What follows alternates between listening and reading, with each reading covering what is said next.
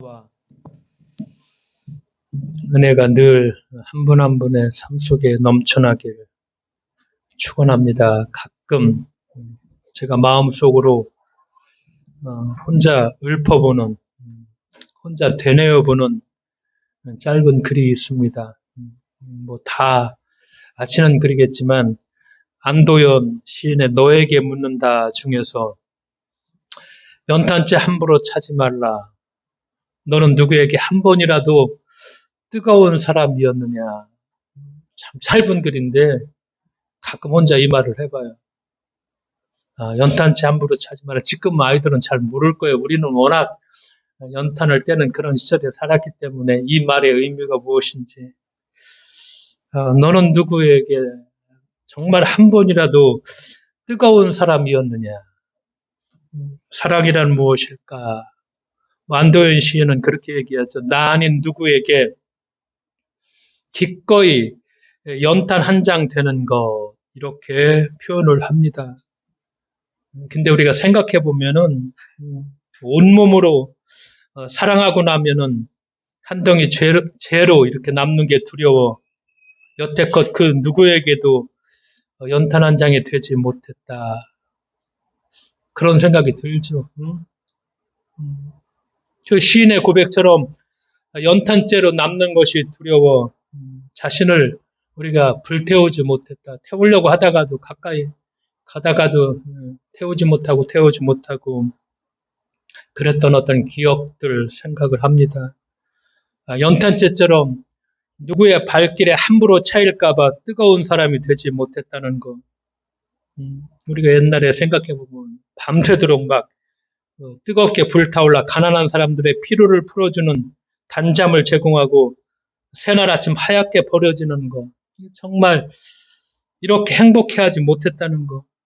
우리가 오늘도 타지 않고 검은 연탄으로 남아서 이웃을 떨게 하고 땅을 오염시키고 물을 오염시키는 사람이 아닌지 가끔 연탄재 함부로 차지 말라. 정말 우리가 산다는 것은 뭐 죽는다는 것인데 정말 한 번이라도 뜨거운 사람, 누구에게라도 뜨거운 사람이 되어 보았는가 한번 물어보면은 스스로에게 나는 정말 지금까지 살면서 정말 누구에게라도 이렇게 한 번이라도 뜨거운 사람이 되어 보겠는가, 되었었는가, 우리 자신을 한번 생각해 봅니다.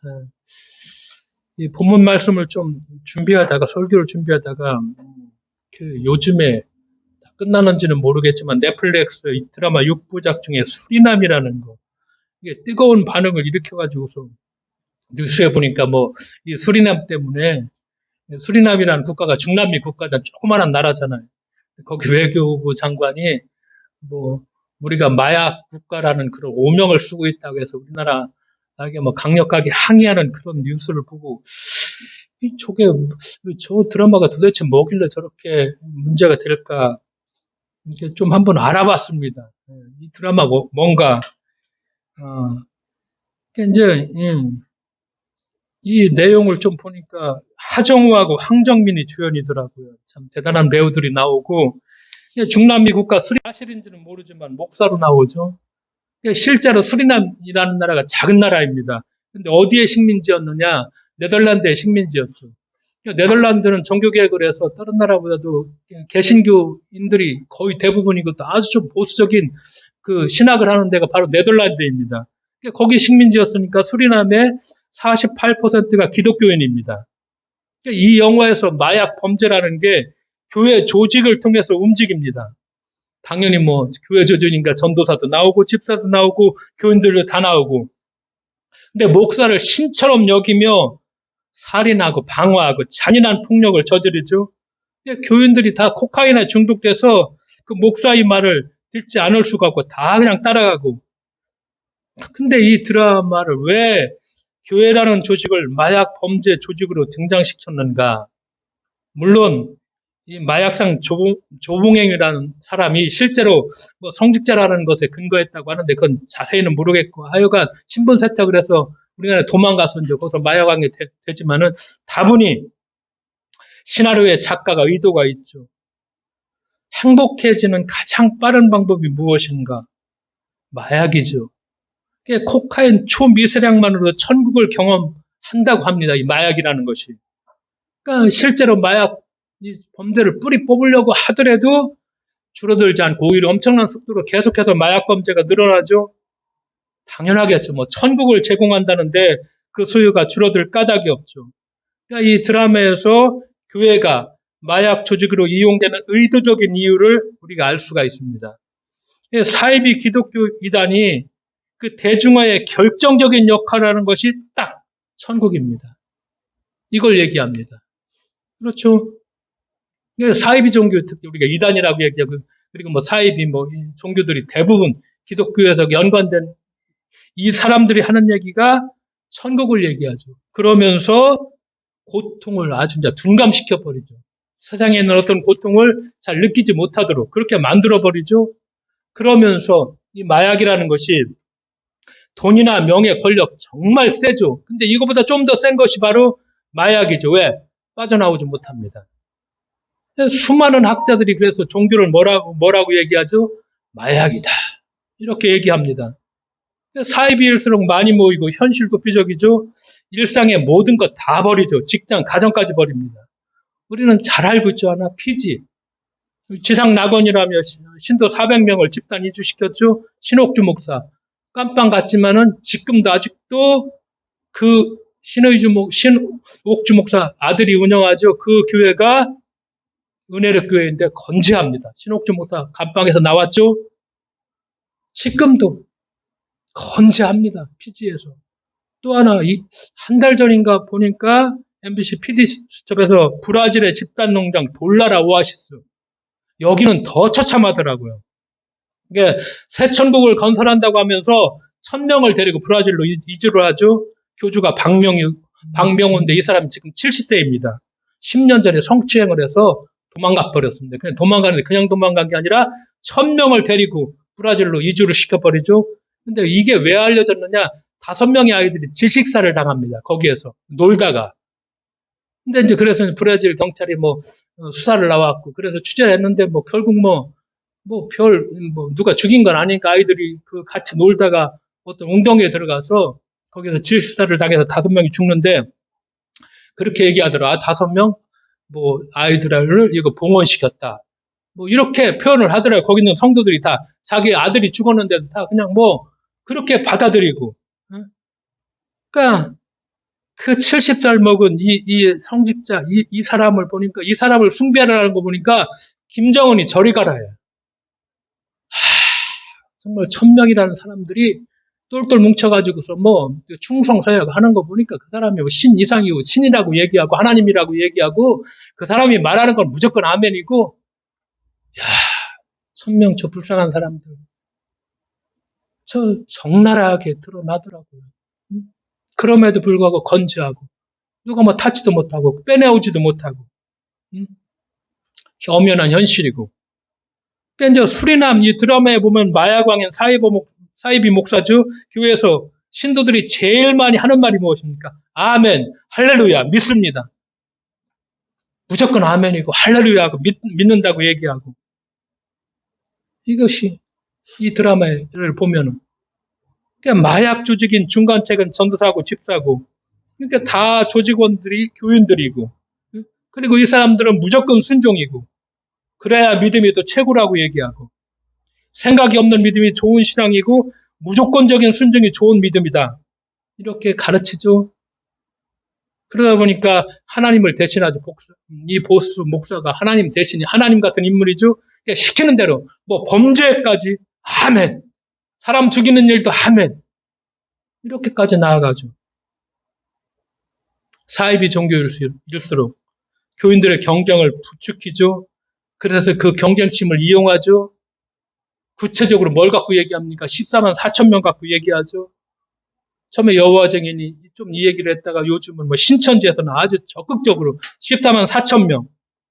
14만 4천 명 성도가 채워지게 되면 종말이 오게 된다는 것이고, 그러면 신과 인간이 합일이 되어가지고서 육체가 죽지 않고 불사 영생하게 되며 한국인을 중심으로 세계 질서가 재편된다. 이게 신천지 핵심 얘기죠. 그러니까 14만 4천 명 속에 들어가야 된다는 거. 정말 충성하죠. 14만 4천 명에 내가 들어가야 된다는 거. 우리가 잘 아는 것처럼 뭐 성서에서는 14만 4천 명이 이게 숫자가 상징이죠. 12지파죠. 그 다음에 12지파에서 1000명인데 고대 사회에서는 1000까지 넘어가면 이게 세는 게 불가능해요. 그러니까 사람들이 많다는 거. 많은 숫자를 얘기할 적에 1000을 얘기합니다. 그러니까 12지파, 한 지파에 1000명씩이니까 12,000명. 12지파니까 뭐 14만 4천 명이 딱 나오죠. 이게 상징적인 표현이죠. 이거 안 가르쳐줬죠, 제대로. 그러니까 이 14만 4천 명이 그렇다고 목을 몇 버리죠, 아주 그냥. 내가 거기에 들어가려고. 만약에 하나님이 14만 4천 명 커트레를 정해놓고, 야, 이것만 들어와? 그럼 그런 하나님 우리가 믿겠습니다. 절대 믿지 않습니다. 그런 천국은 가기도 싫고. 14만 4천 명 딱 정해놓고 딱 커트레인이요. 이거 끊어놓고서 여기에 들어오면 천국에 여기에 들어오지 못해 못 간다. 이런 하나님이 어디 있습니까? 자비와 사랑의 하나님이죠. 그런데 교회에서도 상 많이 주는 교회, 전도 그래프가 많이 그려져 있는 교회, 막 경쟁을 부추기는 교회. 사실은 이건 좋은 교회가 아닙니다. 근데 이렇게 경쟁을 많이 부추겼죠. 대형 교회들이 다. 50명 하면 금바지 준다, 뭐 준다. 그래프 그려놓고 누구 막 우리가 수시로 볼 수 있었죠. 경쟁이라는 거. 이게 교회까지 침투해서 뭐 웬만한 교회인들이 좀 넘어가게 되면 전도 더 많이 해서 교회 뭐 이렇게 늘리려고 전도 프로그램 정해놓고서 전도한 사람 하나 하면 뭐 주고 두 사람 하면 뭐 주고 뭐 10명 시켜주면 뭐 동남아 여행 시켜주고. 이것이 우리의 현실이었습니다. 좋은 교회 아닙니다. 신앙도 이렇게 경쟁한다고 그러면 이 경쟁심이라는 걸 이용한다면 이건 바른 신앙이 아니죠. 이단은 끊임없이 경쟁을 부추기고 충성심을 요구합니다. 이거 특징이죠. 그래서 빠져나오지 못하게 만들죠. 그러니까 우리가 천국도 그렇죠. 하나님의 나라. 근데 성경에서 하나님의 나라가 우리가 막 가는 나라보다 하나님의 나라가 어떤 나라죠? 오는 나라입니다. 그래서 주기도문에서 뭐라고 얘기하죠? 주님이 뭐라고 가르쳐 주시죠? 나라가 임하옵시며.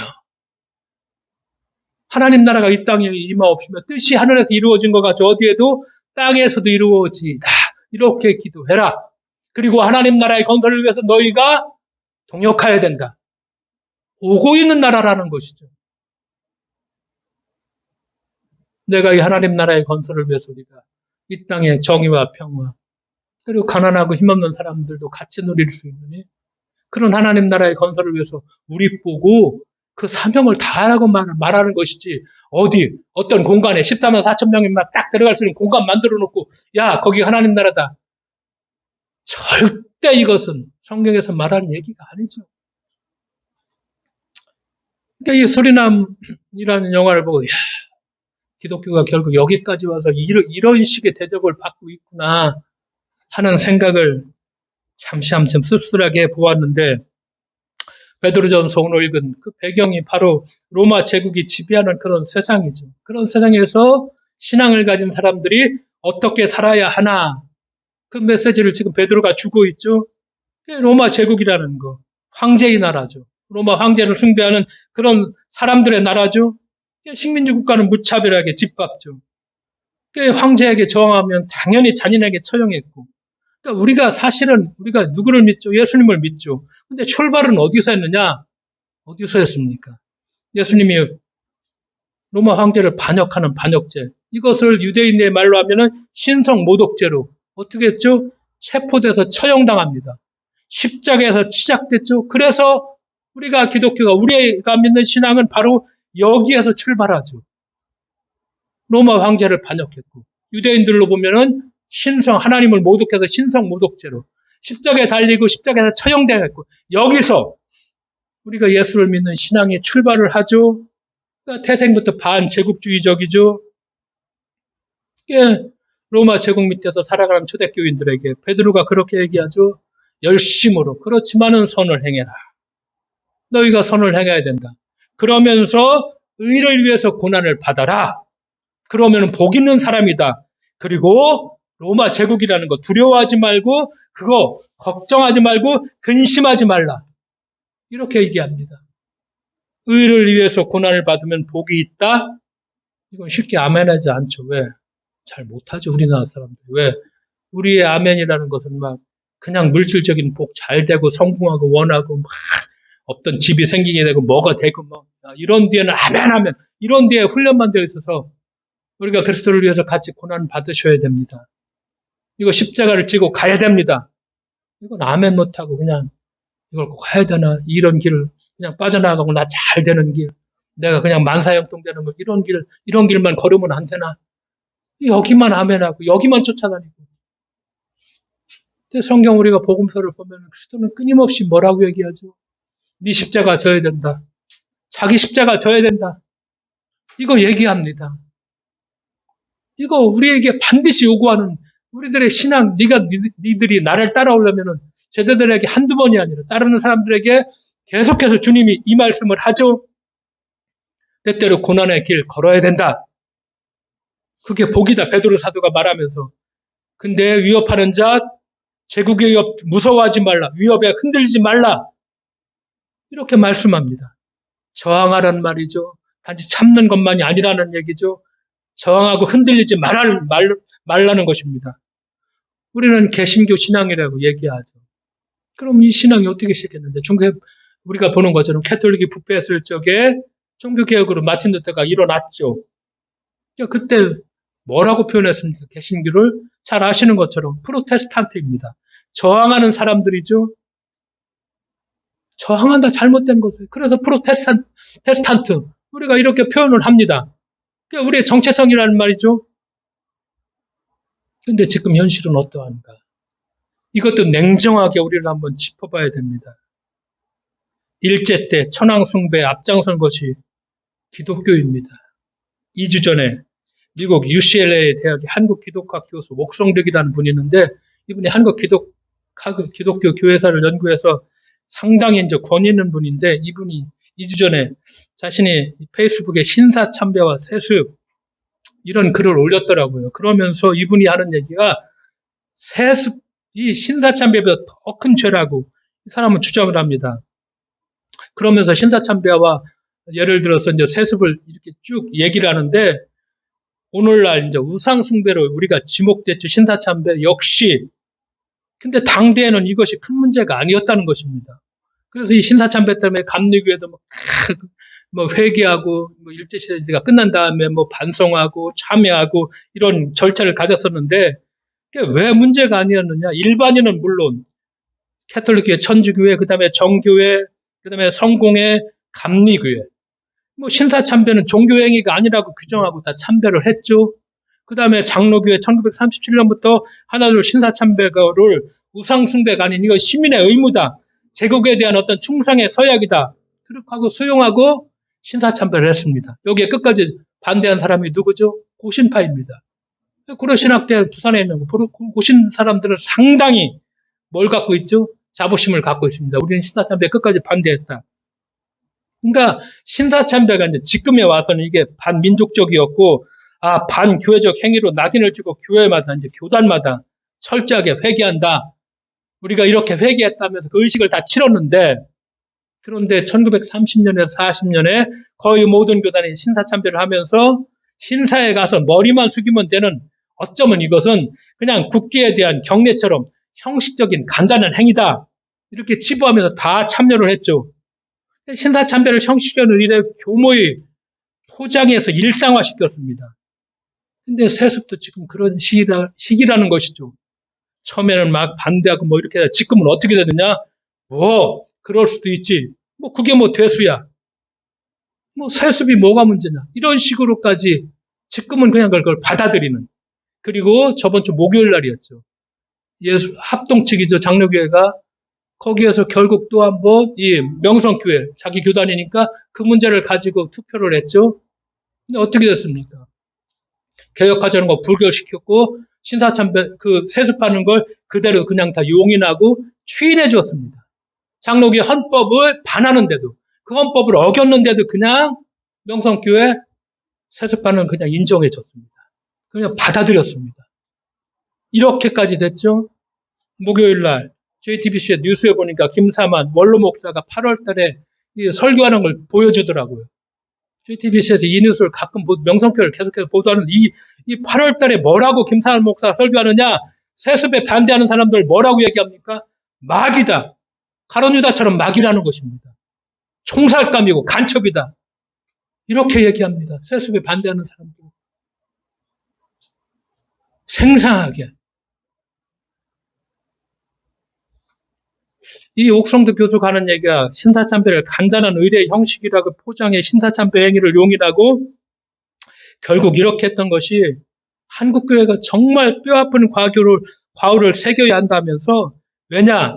신사참배가 신사에 가서 간단하게 고개 숙이는 것으로 끝나지 않았다는 것입니다. 어떻게 됐죠? 참여 반대하는 사람들 교회에서 쫓겨났습니다. 그래서 그분들은 가정에서 예배드렸습니다.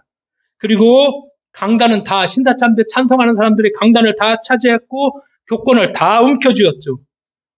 일본에서 말한 대동아 공영을 위한 태평양 전쟁을 다 지지했고 총동원령 속에 우리가 말한 징병제, 위안제부제 다 지지했습니다. 그리고 교회종을 뭘로 헌납했죠? 폭탄 제조용으로 다 헌납했습니다. 신사 제공하는 거 거기에 노동으로 다 부역을 해줬죠. 국방원금 했죠. 전투기 헌납까지 했죠. 예배 시간을 줄이고 결국 교회당을 전쟁용 사무실로 제공했고 문을 닫아버렸습니다. 이게 신사에서 절하는 것이 결국 군국주의의 전쟁 지원용으로 발전했다고 이렇게 얘기를 합니다. 결국 그런 결과를 낳았죠. 그러니까 이분이 신사 참배 문제를 얘기하면 세습 문제가 바로 그렇다. 이게 걷잡을 수 없는 한국교회 위기를 불러올 것이다. 그러니까 세습도 잠깐 동안 한국교회를 안정시키는 것처럼 보였지만 두 개 구멍이 나버리면은 그 결과는 걷잡을 수 없다는 것이죠. 왜냐? 불법은 더 많은 불법을 낳았고 교회가 불법과 불공정에 수많은 영혼들이 상처를 받고 교회를 떠났다는 것이죠. 그러니까 세습이라는 것이 공교회를 사유하는 그런 죄이고 그러니까 교회가 자본주의 체제 속의 기업이 아니며 담임 목사직의 사장이나 회장직의 자리가 아닌데 교회를 이렇게 기업으로 세습하는 것은 당연히 비성경적 반개신교적 이런 악행이라는 것입니다. 새겨들어야 되죠. 왜? 우리가 저항하는 사람들, 저항은커녕 불법, 불공정에 박수치면서 아멘, 할렐루야. 지금 이 결과를 우리가 낳고 있습니다. 이 결과가 얼마나 개신교에 끔찍한 결과를 가져올 것인가. 이거 뭐 불보듯 뻔하죠. 교인들 다 많이 떠나버리죠. 교회가 어느 정도 명백을 유지한다는 거. 왜냐, 줄 것이 있어야죠. 기독교인이 무엇인가 다르다는 걸 보여주는 삶, 교회각을 조회자님 못하고 있죠. 해방 다음에 어떻게 됐습니까? 군세 독재 정권에 교회가 부역을 했죠. 친미 정권에 딱 붙었죠.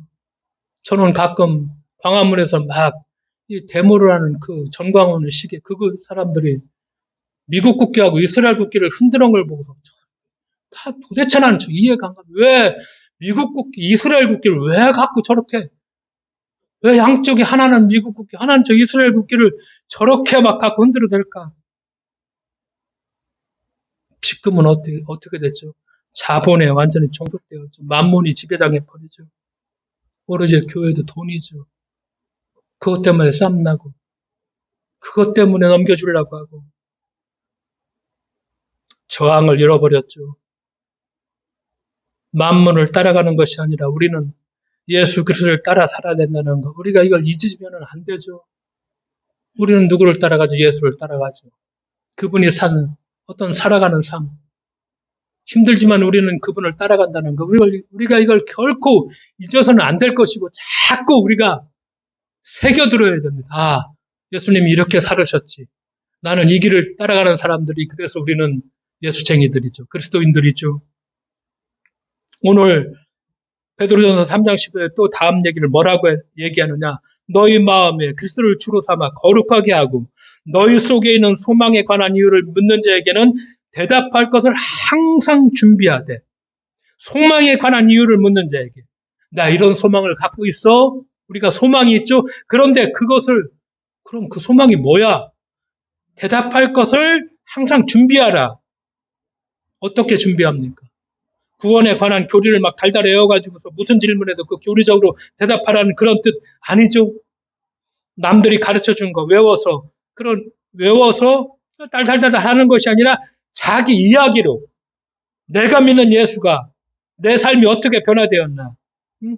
내가 추구하고 따르는 그런 삶의 목적과 방향이 무엇인지, 내 가치관은 무엇이고, 내가 세상을 보는 세계관이 무엇인지 당당하게 내 얘기를 하라는 것입니다. 뭐라는 것이요? 생각하는 그리스도인이 되라는 뜻이죠.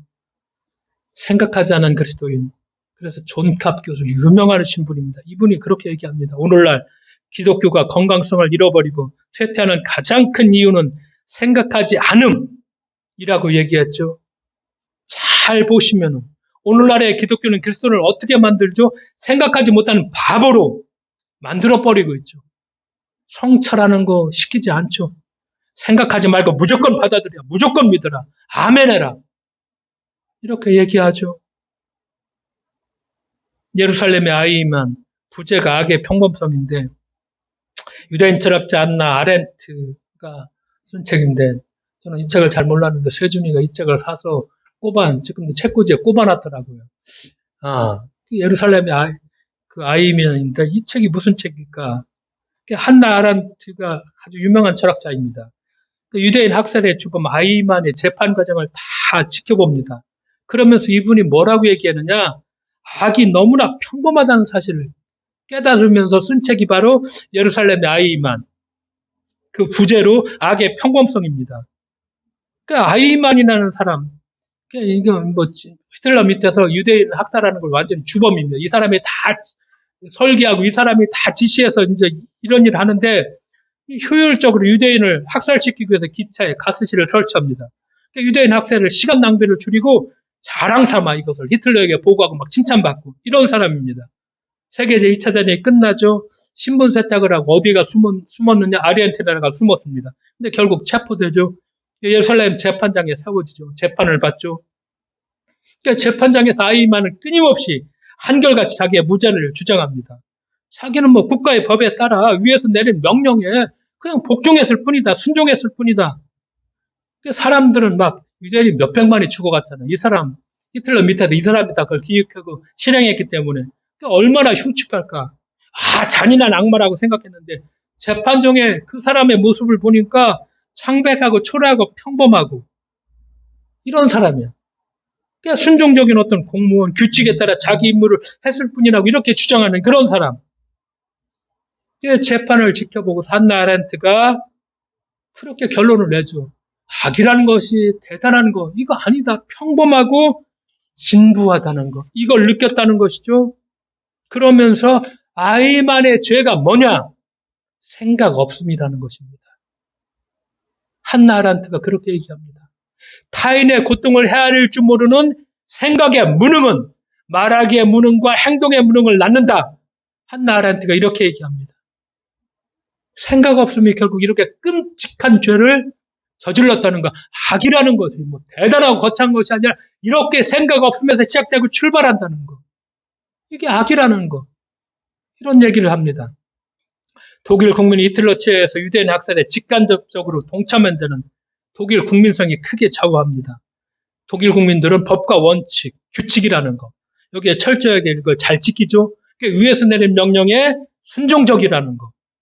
근데 이게 순종적인 사람은 착한 사람 같지만 부당한 명령, 나쁜 명령에도 순종을 잘하는 약점을 가집니다. 교회에서도 마찬가지죠. 무조건 순종해야 돼. 이 무조건 순종이라는 거. 생각 없이 순종한다는 거. 내가 내린 결정과 말과 행동이 다른 사람에게 어떤 영향을 미치는가를 생각하지 않고 그냥 순종한다는 거. 끔찍한 결과를 낳습니다. 영국의 역사가 에드워드 기본 유명한 사람이죠. 그의 책에 보면 로마 제교 세명사 속에서 콘스탄티누스 황제가 기독교를 받아들이는 그 과정을 에드워드 기본은 어떻게 설명하느냐? 이렇게 얘기합니다. 콘스탄티누스 황제는 기독교 교사의 확장을 흥미롭게 지켜보았다. 기독교는 순수하고 자비롭고 보편적인 윤리 체계를 가졌다. 그리고 권위에 대해 무조건 복종하는 모습도 좋게 보였다. 왜 권위에 대해 무조건 복종하느냐? 회심이 변질됐습니다.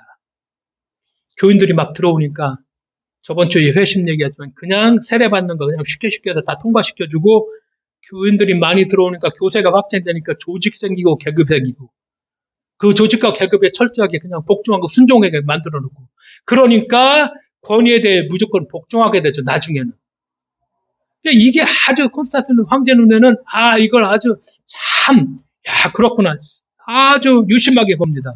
당시 기독교의 인구가 급속도로 로마 제국의 10%까지 다다르죠. 10%가 넘게 되죠. 그러니까 에드워드 기분이 하는 얘기가 콘스탄티누스 황제가 기독교를 인정한 것은 신앙심 때문이 아니라 우리가 알고 있는 것처럼 정치적 판단 때문이었다. 그러니까 모진 박해와 편견에도 꾸준히 성장하는 기독교는 다른 로마 종교보다 훨씬 큰 영향력을 가졌죠. 무엇보다 권위에 순종하는 모습이 로마 제국을 통치하는데 아주 유용하리라고 콘스탄티누스 황제가 생각했다는 것입니다. 그래서 실제로 콘스탄티누스 황제가 기독교를 인정할 교회는 모든 권위를 다 누구에게 주죠? 콘스탄티누스 황제에게 다 넘겨버립니다. 그런데 문제는 콘스탄티누스 황제가 예수를 믿지도 않았고 세례받지도 않았고 이런 시기입니다. 그가 세례를 언제 받았냐? 죽기 몇 달 전에. 337년에 죽는데 그 몇 달 전에 겨우 세례를 그때 받습니다. 콘스탄티누스 황제가. 그런데도 교회는 세속군주에게 교회의 어떤 문제, 니케아 우리가 잘 아는 이스탄불에서 한 10여 분 가면 거기에 이즈낙이라는 데가 니케아인데 거기에서 니케아 공회에서 삼위일체론을 결정짓던 누가? 콘스탄티누스 황제가. 그래서 삼위일체 교리가 그때 형성됐는데 그 다음에 또 하나 거기에서 무슨 문제가 발생했느냐? 도나투스파 재판을 열립니다. 도나투스파는 교회가 하는 일에 국가의 간섭을 절대 반대했던 사람들인데 이 재판을 하는데 그 결정권을 누구한테 줘버리느냐? 콘스탄티누스 당신 맘대로 하십시오. 넘겨버립니다. 기독교가 주님에게 순종하듯이 세속 황제 콘스탄티누스 황제에게도 순종했죠. 순종한다는 것이 나쁘다는 의미보다는 뭔가 생각 없이 순종한다는 거 이게 얼마나 비참한 결과, 무서운 결과를 가져오는가 이 문제입니다. 그래서 내가 가지고 있는 소망 생각하면서 자신의 말로 나는 이런 소망이 있어. 이런 예수 믿어. 우리 얘기할 수 있죠. 우리는 이런 예수 따라가. 당당하게 얘기할 수 있어요. 자기 말로 얘기할 수 있어야 된다는 것입니다. 그런 얘기를 하죠. 신앙의 힘이라는 것이 그리스도인은 끊임없이 성찰하며 자신의 삶 속에 말씀을 실천할 적에 신앙의 힘이 드러나죠. 기독교의 영향력이 드러나죠. 그러니까 자기 생각이나 자기 대답, 자기 묵상이 없는 그리스도인은 결국 기독교를 병들게 하죠. 신앙을 가진 그리스도인이 생각 없음이라는 거, 역사나 현실에 무관심하다는 거, 이건 결국 진리를 말살하고 기독교를 망치게 하는 것이죠. 그러니까 베드로 사도가 오늘 얘기하는 것처럼 너희 속에 있는 소망에 관한 이유를 묻는 자에게 대답할 것을 항상 준비하라. 이것이 결국 선교고 이것이 전도죠. 우리가. 그렇죠. 그런데 이것을 온유함과 두려운 마음으로 해라. 답변의 마음가짐과 답변의 태도죠. 온유함으로 해라. 근데 우리는 어떻게 했습니까? 지하철역 이런 데서 예수천당 불신 지옥이죠. 겁박하죠. 너 예수 안 하면 저 지옥에 떨어져. 이게 온유함으로 하는 답변이, 온유함으로 하는 게 결코 아니죠. 겁을 주는 것이죠. 오만하고 이런 대답이죠. 근데 뭐라고 합니까? 온유함으로 대답해라. 내가 믿고 있는 것을 정말 온유함으로 얘기할 수 있어야 된다. 그리고 두려운 마음으로. 왜? 코람대 하나님 앞에 내가 서 있으니까. 하나님이 나를 바라보고 있으니까. 그러니까 두려운 마음으로 하라. 그리고 선한 양심을 가져야 된다. 하나님이 보시기에 좋은 양심이다. 말씀하죠. 의를 위해서 핍박을 받는 자. 우리가 이런 핍박 힘들어도 마음에 그래도 받아들일 준비를 하고 있는 사람과 안 하고 있는 사람은 전혀 많은 차이가 납니다. 그거 준비 안 하고 있으면 우리가 이를 위해 핍박을 받는 거 할 수가 없습니다. 그러나 마음속으로라도 끊임없이 그래. 내가 의를 위해서 핍박 받을 수 있어. 받을 수 있어. 이런 마음을 계속해서 가지고 우리가 이런 마음에 준비를 하고 있으면은 우리가 이를 위해서 핍박받을 수 있죠? 그래서 저항하는 사람으로 오늘을 살고 생각하고 성찰하며 우리가 가지고 있는 소망을 정말 온유한 마음과 두려운 마음으로 똑바로 말할 수 있는 그런 우리들의 신앙인, 우리들의 삶이 되어야만 하겠습니다. 기도하겠습니다. 하나님 아버지, 감사드립니다. 오늘을 살아가면서 내가 소망을 갖고 사는데 그 소망을 떳떳하게 아버지 하나님, 내가 당당하게 온유함과 두려운 마음으로 말할 수 있는 우리들 될 수 있도록 주께서 오늘도 저희들을 일으켜 세워주실 것을 믿으며 예수님의 이름으로 기도드리옵나이다. 아멘.